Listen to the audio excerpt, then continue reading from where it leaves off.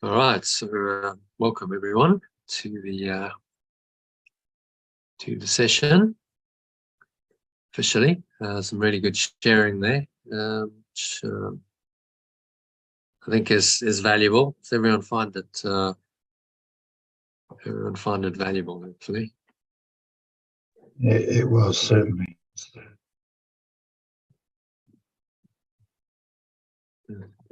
Get this live stream going. Are these sharing sessions valuable? Hugely. Yeah. Yes, definitely. Yeah, massively. Yeah, we can all relate to each other because we all have the same core beliefs. So it's nice to mirror each other. Yeah. Okay, so let's just get my screen sharing.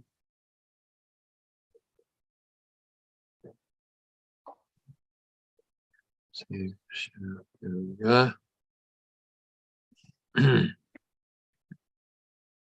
All right. So, who would like to read? I will. Okay. Yeah. I'll be here. This is mine. Okay. Do not mistake quietness for weakness. Evil is often better addressed in silence. Interesting picture. Sort of trying to find pictures to symbolize it, and I was like, okay, so she's really calm and quiet, and then you've kind of got this, prosthetic arm. It's like, well, actually, it's not bothering her, is it? Symbolically, so it states the truth that succinctly states the truth that undoes all evil, which is silence. Just being still and silent is the answer. Because evil is the word live spelled backwards, which symbolizes evil's upside down nature. So it's loud, it's obnoxious, it's chaotic, it's confused, it's violent by nature. And it cannot remain in anyone's mind when it's faced with the silent presence of love. So stillness, just connecting with who you really are, and that stillness is the antidote. So when you're facing apparent evil in the form of unhappy, upsetting thoughts and emotions in yourself and others, just be still, be quiet, and observe these thoughts and emotions as they arise from that still, calm, quiet place. And then the remembrance of perfect love, or the Holy Spirit, in your mind will immediately dissipate the emotional charge associated with them, which will allow you to perceive them with more detachment and ultimately let them go. Okay, so that's why we do a lot of meditation, a lot of practices to quiet the mind, because within the stillness, as the interpolated thoughts and emotions come up, they're being brought to the truth, which is the stillness of your true nature. And they become obviously, they're obviously discordant with that stillness. So you realize they're unworthy of remaining in your wholly aware mind, and you don't continue on with them.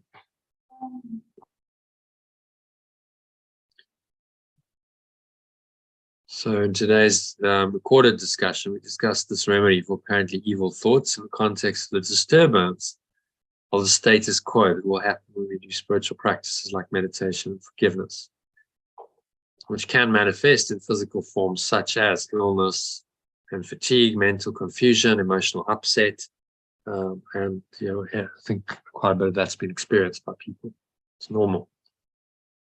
As you start going into the still, calm, quiet, peaceful place at your center, all of the disturbance comes up. The mental confusion, the fatigue, any physical form like illness is really just a symptom of the disturbance in the mind. Disease. Disease is disease. It's the disease in the mind now being shown to you in the physical symptoms. So these difficulties and upsets, whatever they may be, just be willing to be still, surrender, and allow the process of transformation. It's often difficult and uncomfortable. unfold, because we know that going back to the seeming security of the ego's thought system that made us so miserable and sick is not really an option. So just a little preview of the Matrix. Trinity says to Neo in the Matrix when he's about to get out of the car, so he's on his way to meet Morpheus. They pull a gun. One of the red pills pulls a gun on him and says, it's our way or the highway. Very hardcore. And he says, okay, fine, I'll leave. And Trinity says, why not? Why shouldn't I go? She says, you've been down there. You know that road. You know exactly where it ends. And I know that's not where you want to be. So she's telling him, if you know that road, it's the road to nowhere. It's going nowhere. Back into the Matrix. There's no answer there. It's a mama's beautiful girl. Mama's beautiful girl. And when Neo's awakened, it's been trained on Morpheus' ship, if you've seen the movie. He asks Morpheus if he can go back to the Matrix, to which Morpheus replies that he can't. And then he asks Neo if he'd want to, even if he could. So I'll ask you the same thing now. Given what you now know, the 3.5 weeks of doing this course, would you choose to go back to sleep even if you could? Which actually you can't, because you can't unknow what you know.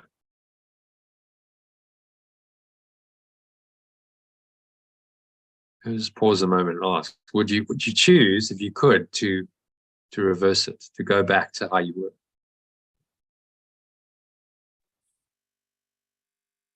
And the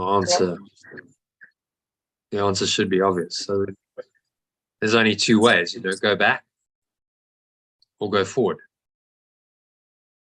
Our way or the highway, as she said in the Matrix. So there's two ways here. You go forward with this, you carry on the hero's journey. You take the red pill, you go the whole way.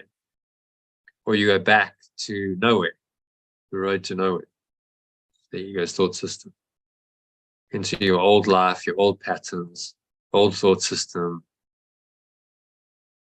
which never made you happy.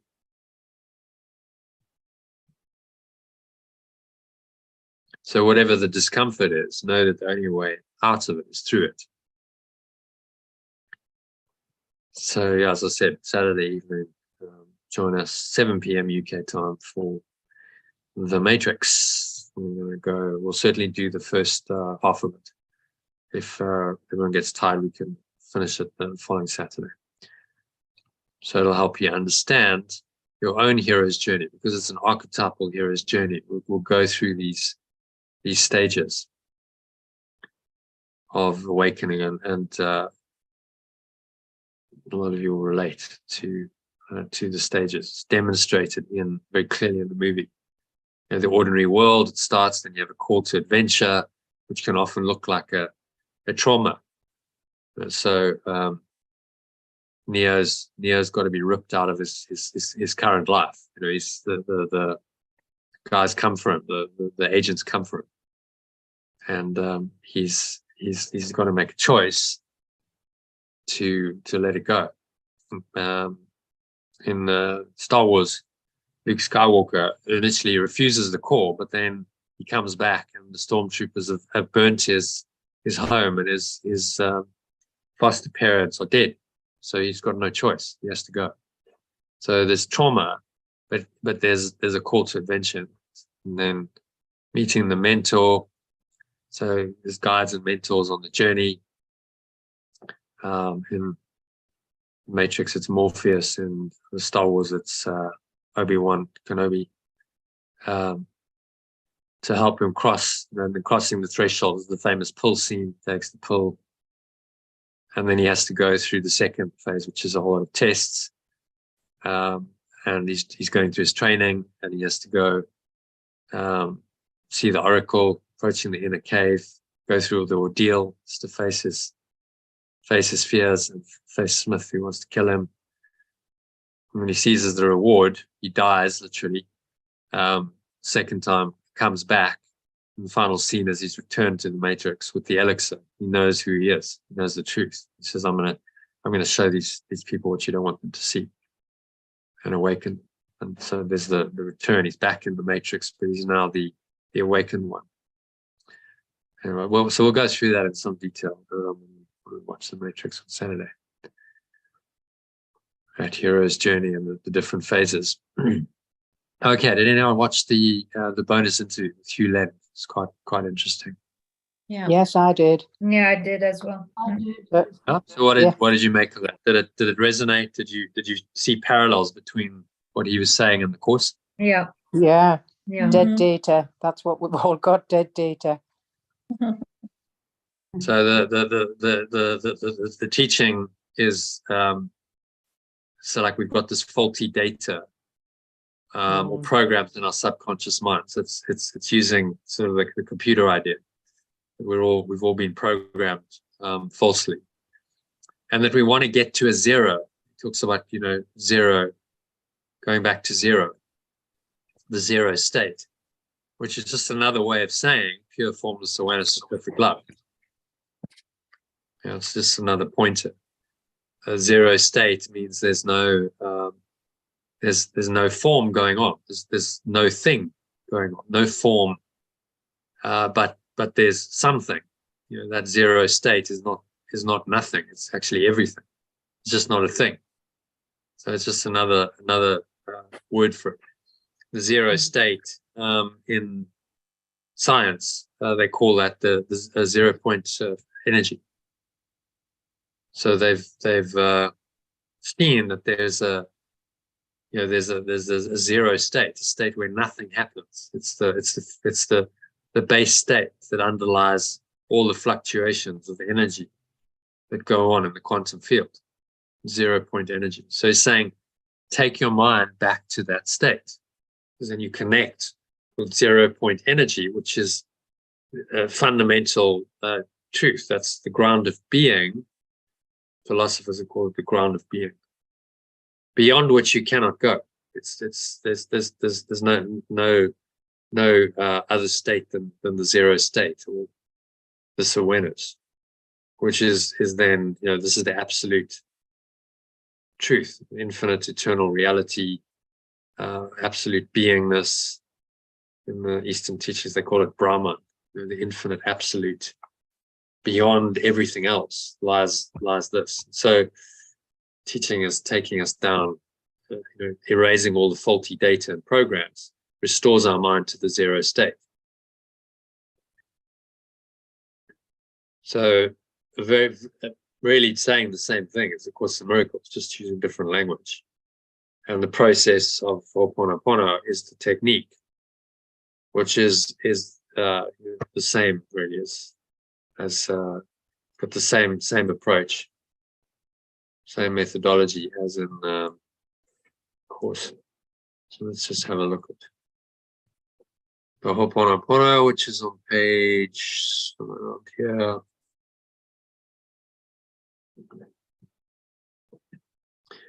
So I'm sorry, please forgive me. Thank you. I love you. Modified version. Sorry for the erroneous thinking that's disturbing my peace. Help me to let this error go. I've now let it go completely. So this is the only true prayer. This prayer for forgiveness. That's what you're doing in the second part. You acknowledge the error. You pray for forgiveness. You say, can I let this go? Help me to let this error go.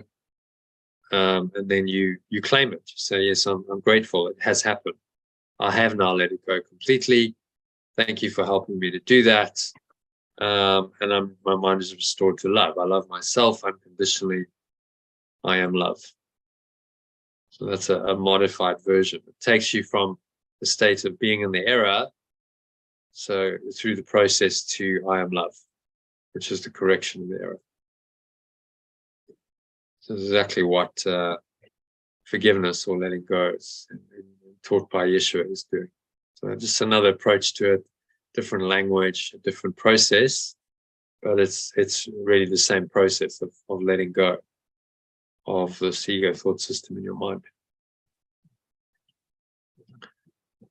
Okay, so any comments, questions about that? Ho'oponopono, anyone want to ask anything?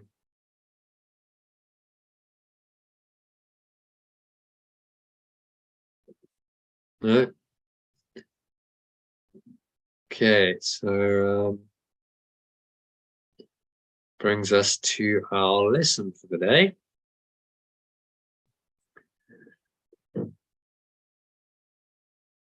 So let's have a look at the lesson. Who would like to read? I see no neutral thing. I'm happy to read.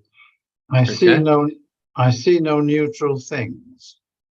I perceive no neutral things. And so I see or perceive no neutral things. Included this, thank you, Elaine. Kind of some interesting stuff in these diagrams. So let's unpack it. See no neutral things. Want to read that, John? You see no neutral things because you have no neutral thoughts. It is always the thought that comes first, despite the temptation to believe that it is the other way around. So the temptation is to believe in external causation. You believe in the things. Oh, well, I'm upset because of something going on outside of me. But it's actually the thought that comes first. We just had an instance of that with Christine. She said it's load shedding. No, it's not load shedding. It's the thought that comes first. It's the thought that I'm unsupported and I'm unlovable that comes first, which is not a neutral thought. So he asks us to recognize that I see no neutral things because I have no neutral thoughts. So the things I see are not neutral because I project onto them the thoughts that I have that are not neutral. If I believe that I'm unsupported, I'm unloved, I deserve punishment, I'm a sinner, I'm guilty, then that thought system will project onto whatever I see and interpret it in a way that's no longer neutral. There's no neutrality because it's been colored by that thought system. So he's showing us the connection between our thoughts and how we perceive the seemingly external world. He's saying the thought always comes first. So the inner world, this is primary. Go back to integral model. This domain of the subjective I of your thoughts, emotions, memories, states of mind, your perceptions and immediate sensations, that is causative. So this subjective domain causes the apparently external circumstances of your life. And then you go, well, I'm this way because of the circumstances. No, I'm this way. I've created the circumstances as a result of the belief. The causation is internal. You see that? So the external mirrors that, and then of course reinforces it. It flows back in, and then you go, oh, well, actually, I'm this way because of the external world. But actually, your mind created the circumstances in the first place. So it's a setup to be upset. And that's how the projection perception mechanism of the ego works to perpetuate itself. Does everyone see that? Yeah, makes sense. Always a thought that comes first, despite the temptation to believe that it is the other way around. So it's a temptation to believe in external causation. He's saying it's never the case. It's the thought system, your core belief that's created the circumstances of your life, which you now perceive as real. And if you ascribe causation to them, then there's no way you can correct your mind because you're saying, well, I'm this way because of the external world. So you become a victim of the world. If you believe the external world is causing your thoughts, emotions, memories, states of mind, perceptions, then you become subject to that, don't you? The external world now is the cause of your inner state. And that's the essence of being the victim. Because then you deny that you have the power to change your mind. And so you're just a victim or puppet of circumstances. Does that make sense?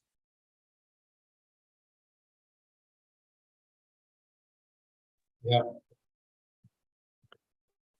So, understanding this lesson will help you to unpick the false self-concept, the victim identity. I'm not good enough, I'm unlovable, and recognize that it's a decision. That's all. It's not the external world that's done that to you. It's your own choice.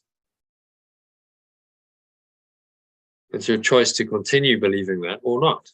You can also let it go if you want.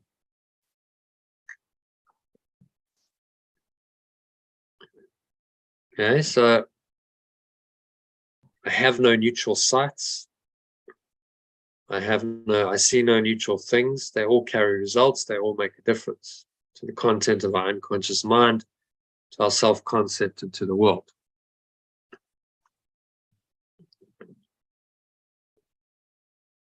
So as you see someone else, you will see yourself.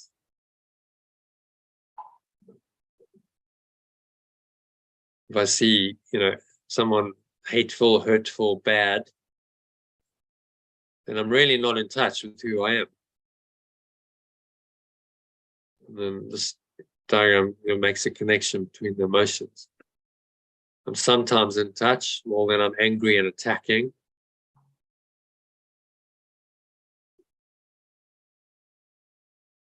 I feel weak and afraid. I'm starting to go up the scale. I'm starting to move from this deep-seated ego and through to spirit. So I just start changing my self-concept. I'm beneficent, good. So I start to see truly. Change my mind about myself, then the sights I see are going to change. I'm going to interpret everything differently. So instead of anger and attack, I now believe in forgiveness and love, and ultimately go to the invulnerable holy self.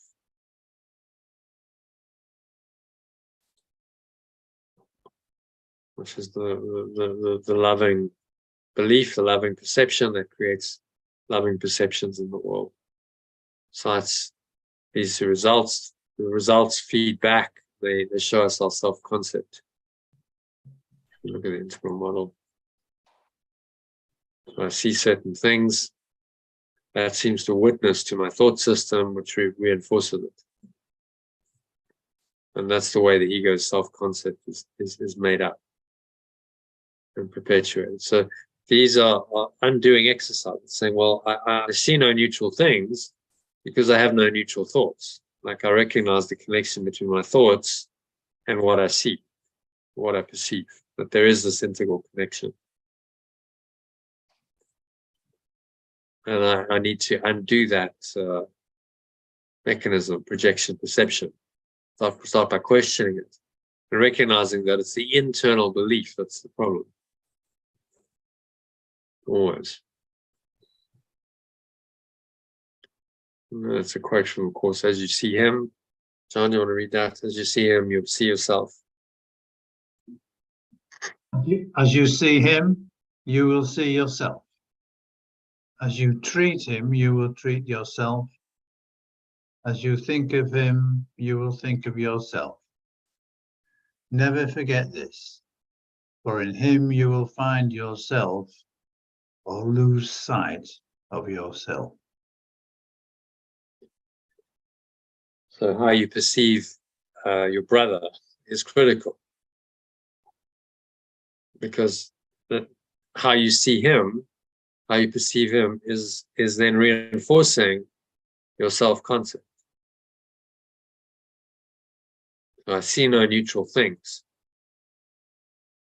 because I have no neutral thoughts. When I see someone who's angry, hateful, I judge them as evil, bad, then I must be seeing from my false self. So I'm reinforcing the false self. If I see truly and I forgive, that's loving perception, correction of my perception, then I'm reinforcing my true self, which is loving, kind, ultimately invulnerable, not subject to any kind of shift or change. And perception is where, the rubber meets the road. How I perceive others and the world is going to determine what I believe. It reinforces the whole belief system, self-concept. Okay, so this idea, do you want to, someone else read that, paragraph 1?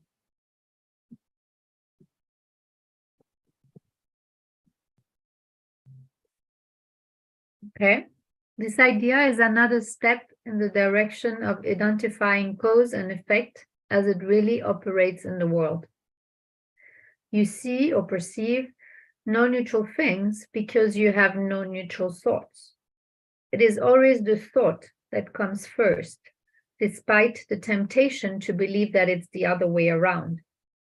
This is not the way the world thinks, but you must learn that it is the way you think. If it were not so, perception would have no cause, and would itself be the cause of reality. In view of its highly variable nature, this is hardly likely.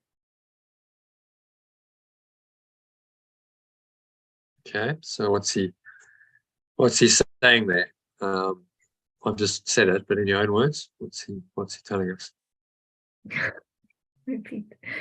Repeat button. So what you see or perceive has an effect on the external things. It's what you see and perceive that inside within your thought system that's what you're going to experience in the external world. Obviously, what you think you experience. So your thoughts. Your thoughts are not neutral, basically, because they always have an effect, a cause and effect. Yeah, your thoughts are not neutral because they're in one thought system or another. Yeah. There's no in between. There's no neutral thoughts because you're either in the ego or you're in the Holy Spirit. Mm-hmm. So depending on which that is, you're now going to perceive accordingly. Yep. Right. So he's telling us that this is an inside job. You don't perceive a certain way because of the external world. You perceive a certain way because of your programming, because of your thought system, thoughts, emotions, memory, states of mind. That's a thought system that then colors, influences the sensory data that comes in. You perceive that, you interpret that in a certain way based on your thought system. And you can see the same thing as someone else, but you interpret it differently because you have a different thought system. I remember, this was shown to me so clearly. Before I started A Course in Miracles, roundabout, I was at university. I went with a friend and watched a movie with Demi Moore, Robert Redford, and Woody Harrelson. I can't remember what it was called. But the story went... Proposition or something, or the something proposition. What's it called? I can't remember. It's an old movie. But this couple went to, the storyline was they went to Las Vegas, because they needed money and needed to kind of save their house. So they went and said, well, look, we've got $10,000 or something. Let's gamble it and let's try and make the money we need. And in the process, Robert Redford, who's a billionaire, sees Demi Moore, and she's very attractive. So he kind of takes a fancy to it, and he makes them a proposal. He says, "I'll give you $1 million for one night with your wife." And so they talk about it, and they agree. They're like, "Well, this would solve our financial problems." And so basically, she's prostituted effectively for $1 million. And then he changes his mind, but it's too late. She goes off for a night with the billionaire. And then there's this whole emotional drama that plays out. And so the guy's Woody Harrelson is now, he's depressed and he's drinking, and he's so the sidekick of Robert Redford, the billionaire, goes in to find him, and he sees him, he's passed out on the couch, and he sees a picture of the two of them, him and Damon. It was torn in half, but then he's taped it back together. So he looks at it, and he kind of gives a little smile. So I'm like, well, I interpreted that as, well, it's a smile of understanding. It's sort of quite empathetic. He's understanding what he's been through, and he kind of smiles. And then my friend says, "Oh, that guy was such a bastard." I said, "Why do you say that?" So no, because he comes there, and then he's like mocking him. He's laughing at him, and so he interpreted that situation completely differently from me. And it really made me wonder. I was like, wow, that's so interesting. Because I saw it differently. So, the movie's the movie. It's the same scene. We saw exactly the same thing. But we had a completely different perception of it. So what made the difference was a different thought system. And, we actually ended up having a fallout and didn't remain friends, because he had a very different mindset, much more egoic, a lot of guilt, sin. And so he perceived it accordingly. Through that program, he perceived that chap was condemning, that he was mocking, he was condemning, and so then he interpreted that situation accordingly. And I saw that actually the guy understood. He wasn't a bad guy. He understood what he'd been through, the emotional turmoil. So it was just demonstrated in the picture. So that's why he smiled. It was a smile of understanding. But you see, same situation and two completely different interpretations based on a thought system. And that's what Yeshua is saying. Depends on what, who you are, what you believe about yourself is going to determine how you perceive the world. So I see no neutral things because I have no neutral thoughts. My thoughts are going to be egoic, or they're going to be coming from the Holy Spirit. It's one or the other. They're not neutral. Therefore, my perceptions are not neutral either. Does that make sense? Yeah. It was called indecent proposal. Yeah. That's right. Indecent proposal. Yeah. Thanks for that. Good mind watching movie. Actually, there's some great movies that have these themes, and we can learn from them. So it's a 2-hour, it's experience. You don't have to experience it personally, but you can see it experienced, and you can learn from those situations and those experiences that are shown in the movie. Which is why movies are great mind watching, mind training exercises. Okay, so let's go back to the lesson. Everyone understand the key premise of what he's saying. It's a pretty important lesson, this, because he's instructing us in the nature of how this so-called reality works. Our thought and our perceptions are connected. So really teaching us, this integral model, just not naming it so specifically, but individual interior would be thought, and the exterior would be how you then perceive the world, what you see in the external, which is just a mirror of the thoughts. And that's self-reinforcing pattern. So the reason this is challenging to overcome is because you have these deep-seated thoughts, and then you have the patterns that in your life that have been projected out to reinforce that. And so they seem to then reinforce the beliefs. And now you've got to question all of that and say, no, I don't believe this anymore. Whatever my body's eyes are telling me, senses are telling me is actually a lie. So it's a complete questioning and then an undoing of your existing perceptions and thought system that sponsored it. And you have to work in both quadrants. Saying, you have to change your mind, but the rubber meets the road of the changing your mind in your perceptions. You haven't really changed your mind if you continue on in those dark perceptions. Do you see that? So the change of mind is confirmed when you extend that outward into perception, and then you change your perception. And now that reinforces the new thought system. So now you're using the projection perception mechanism of the ego positively rather than negatively. So it's a simple lesson, but it's very profound because it goes to the very heart of how this matrix works, projection, perception, and how it enslaves us. And it's the key to freedom, if you understand this lesson. Okay, everyone clear on that? Anyone got any questions? Because the rest is just practice, short lessons. So I'll take you into the practice of it in a meditation, if you like. Yeah, that's good with me. Okay. Everyone good to do a meditation?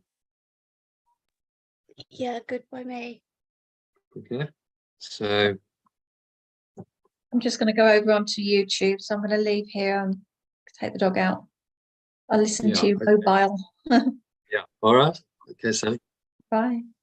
Okay, see you later. All right, so just making yourself comfortable. Sitting in your favorite meditation posture. So if you're sitting on a chair, feet shoulder width apart, back straight, cup your hands in your lap. You could sit up in bed, just support your back, cross your legs, or feet out straight in front of you. Main thing is to be comfortable and back straight. Those are the two requirements of good meditation posture. Close your eyes and start off by taking a nice deep breath in through the nose. So breathing in, noticing how the stomach rises and the chest rises. The subtle flow of air in through the nostrils. Just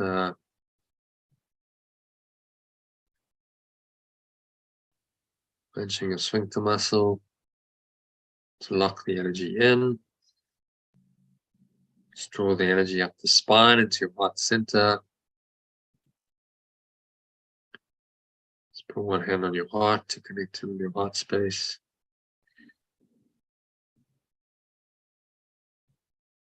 And draw the energy up into the crown of your head, pausing at the top of the inhale. So it's a maximal inhale breath.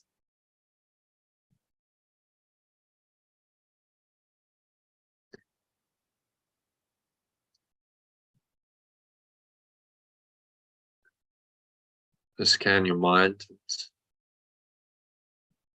say to yourself, I see or perceive no neutral things because I have no neutral thoughts. Now open your eyes, look about you.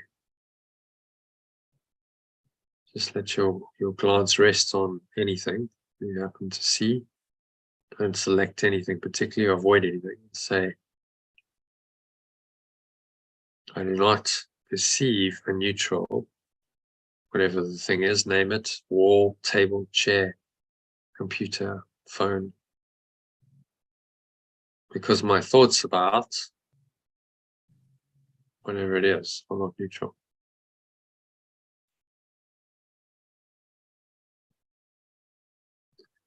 And then again, so look around to the next thing. I do not see or perceive a neutral.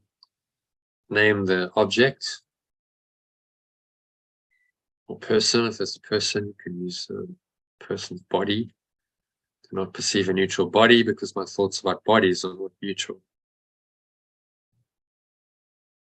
Do not see or perceive a neutral wall because my thoughts about walls are not neutral. And just notice any reactions you get, any thoughts coming up. You might want to exhale now if you're still holding your breath. So exhale. And just have a sense as you exhale of a release. There's a letting go of existing perceptions, existing thoughts, emotions, and the perceptions they sponsor.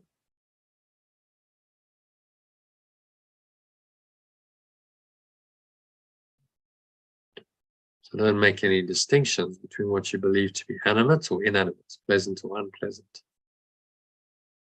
Regardless of what you may believe, you do not really see or perceive anything that's really alive and really joyous. That's because you're unaware as yet of any thought that is really true and therefore really happy.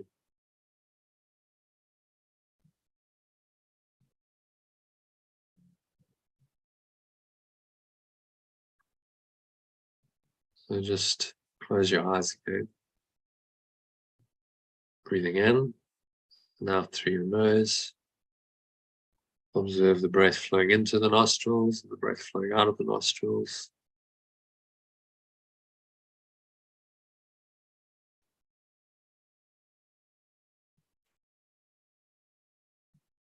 And just going to sink in.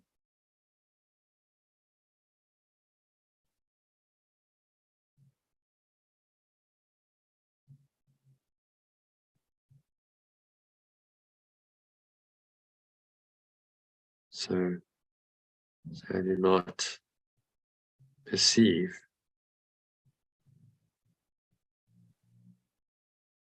a neutral world, because my thoughts about the world, about everything, are not neutral. It's my thoughts, my thought system that is coloring everything. I perceive as I am, perceive things in the external world as I am, not as they truly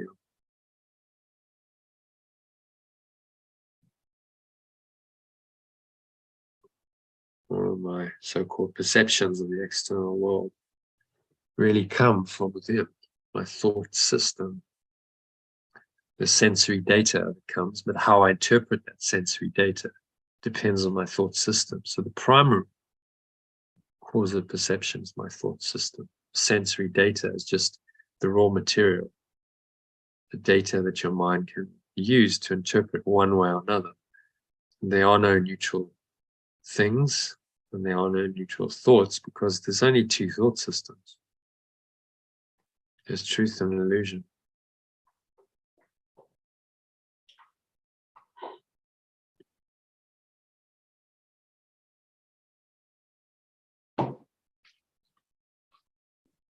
So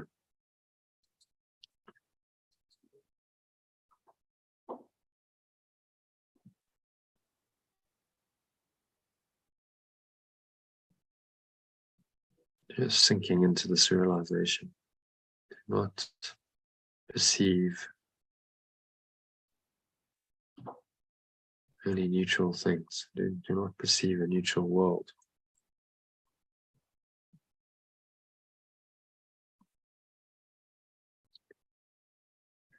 Perceive no neutral things, because I have no neutral thoughts. Make that connection in your mind between your thinking and your perceiving. They are two aspects of the same process. The internal, the outer, interior and the exterior.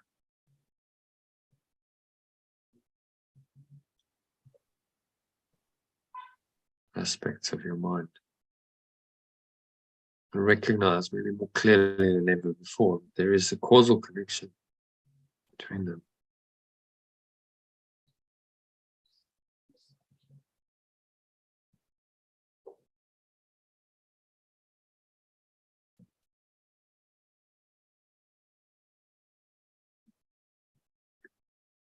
So just sink inwards to this deep peace in the mind, beyond the false thoughts of the ego, beyond that crazy egoic thought system that believes that you're not good enough, not worthy, unlovable, deserving to be punished, deserving pain and suffering, sickness and death, deserving to be abandoned, rejected, unloved. And look beyond that to the truth. That you are inherently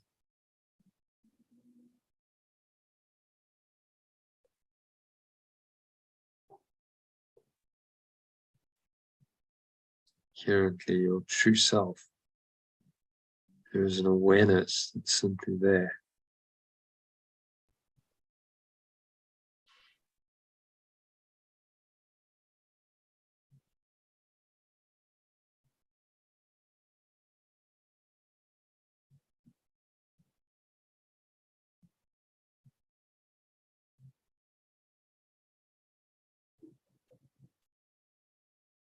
So just surrender to that awareness. There's a deep peace in it. All is well. You are acknowledging that the reality is primarily within.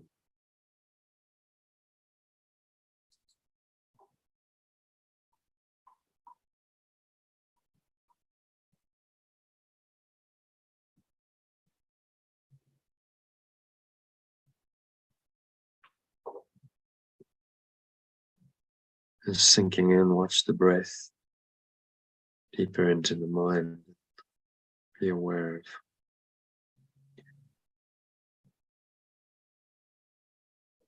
this deep presence beneath all of your thoughts. This crazy thought system based on separation lies the truth of who you really are, just waiting to reveal itself, waiting to be extended into the world so that you no longer miscreate. The external world just reflects the true self, Christ's self. This is the miraculous world Yeshua is inviting us to step into through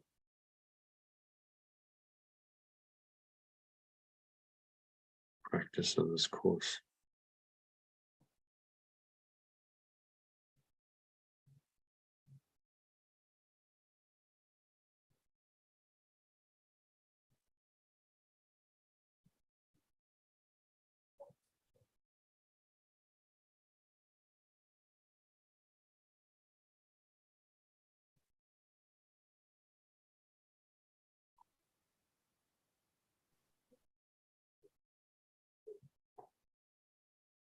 If you find any thoughts coming up to seemingly disturb this deep peace,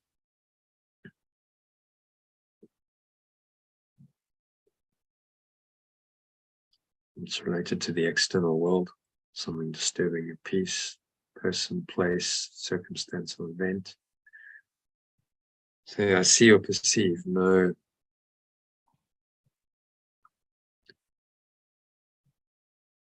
neutral things.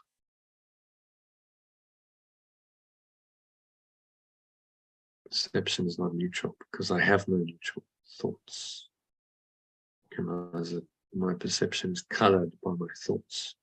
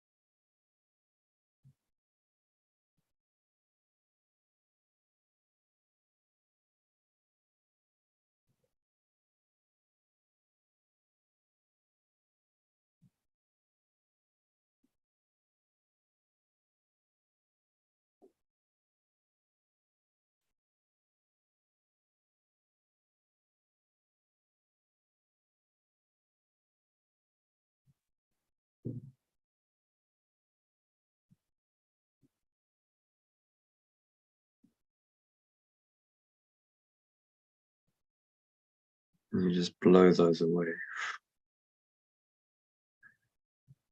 False thoughts, false perceptions, they go together. Just release them.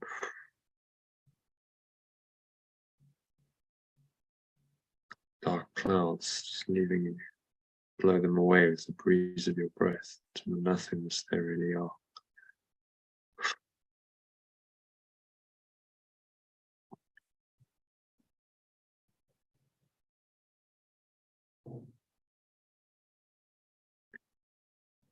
So you pull the lower stomach into the groin.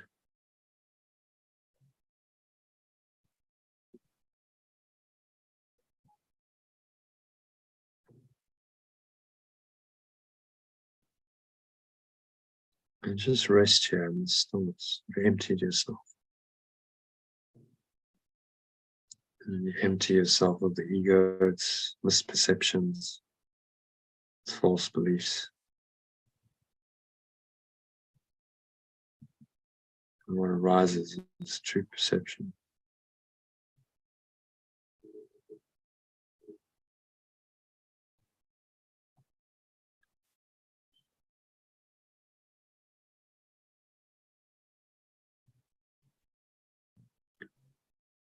So just sink inwards to this deep peace, the peace of God, it's been called. Peace of perfect love that surpasses all understanding. For a couple of minutes of deep silence. Just give yourself over to this experience fully for the next 2 minutes.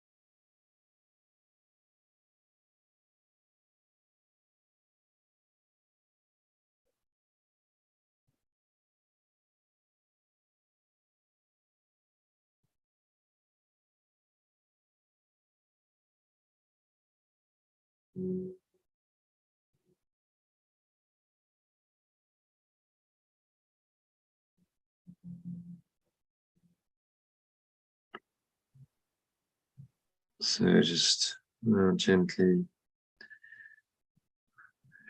bring your mind, maybe a bit reluctantly, back into the body, into the senses, and the world via your physical senses, but stay connected to this deeper state. This awareness is the foundation, it's the ground of being, goes with you wherever you go. So you can never lose it, you just carry it with you in the world. So it is. So now on the count of 3, you're going to open your eyes. 1, just breathing in. Noticing how the stomach rises and the chest rises and the subtle flow of air in through the nostrils. Clench the sphincter muscle, lock the energy in. Draw the energy up the spine. Another sip of air in. Maximal inhale. Just pause at the top of the inhale. Smile.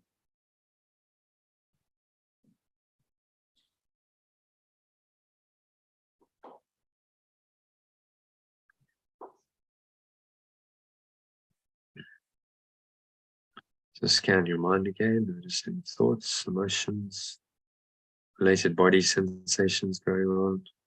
Particularly anything that feels at all unpleasant, uncomfortable, limiting, contracted, constricting. Breathe into that, apply today's idea again. Say, I perceive no neutral things because I have no neutral thoughts. And use that phrase in your breath just to help you let go of whatever that energy is. Exhale, imagine blowing it away like a cloud pattern, dark clouds, leaving you. It's going, gone. Nothingness that it really is. Just letting it all go.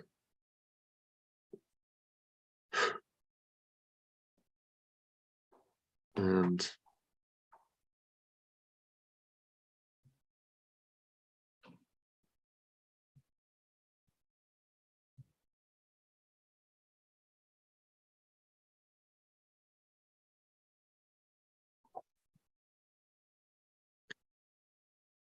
just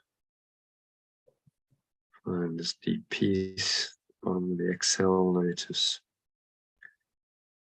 the weight of your body. Count of 2, pressing down into the chair, feet touching the ground. Notice what you feeling, the body, your hands. There's a subtle flow of air on your skin. Breathe in that air, notice any smells, you do that. Maybe there's a subtle taste in your mouth, or just that. Notice what you're hearing. Surrounding environment, just noticing all these things from this very still, calm, and surrendered state. And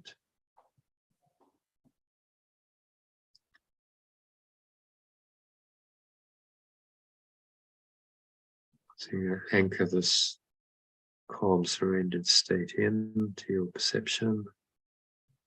To help you stay there, you could practice today's lesson.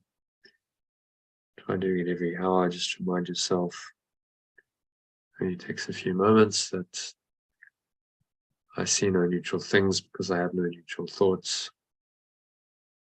And you can apply it specifically to any object in your vicinity. Once or twice, I do not see a neutral, whatever it is, body or wall or table or chair, because my thoughts about whatever are not neutral. So follow the written instructions I've given you in your Telegram message and email, or you can listen to it's about 2.5 minute breath break, which will guide you through practicing this to keep you connected to your true self until this evening session. So on the count of 3, open your eyes, come back, just look around, apply today's idea one more time. With your eyes open, say,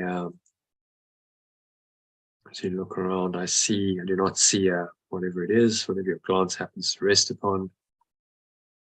I do not see a neutral wall, I do not see a neutral person, I do not see a neutral table or chair or computer, whatever your eyes happen to rest on, because my thoughts about whatever it is, whoever it is, are not neutral. So do that for a few things, and rush to casual, slowly, just training your mind through these simple statements about the true nature of cause and effect and reality. So very simple exercises, but very profound, very powerful exercises. So do that for half a dozen things. Notice how you're feeling as you do this. Should be feeling quite calm, peaceful, detached. Notice that this inner state of peace, calm, that you experience when your eyes are closed is still there, even though your eyes are open. So you haven't really gone anywhere. The state remains. Now you've just got visual sense going on, and all your other senses, but the visual sense is most dominant for most people. And so it's staying in that state, deeper awareness, even while the visual images of this illusory world present themselves. That's what you're training your mind to do. It's really simple exercises. So just keep practicing. Practice today's lesson again sometime this afternoon to help yourself up. Listen to one of the recordings if you've got a few minutes.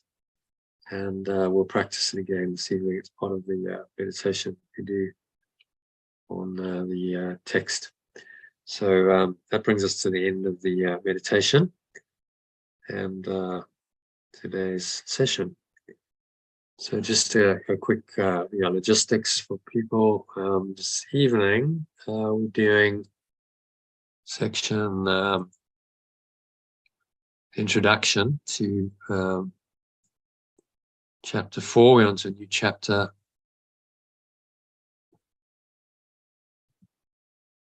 which is called The Illusions of the Ego. So there's 3 paragraphs, but the next one, section 1 on right teaching and right learning, is quite long. I think it's 13 paragraphs.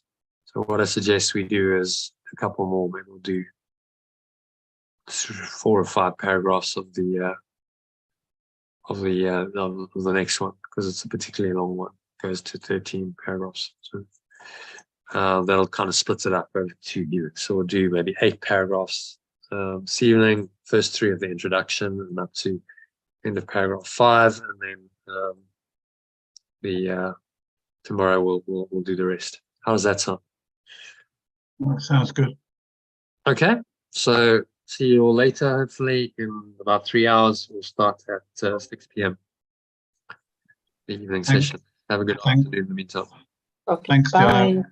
Bye. Okay. Thank you. Bye. All right. Bye. Namaste.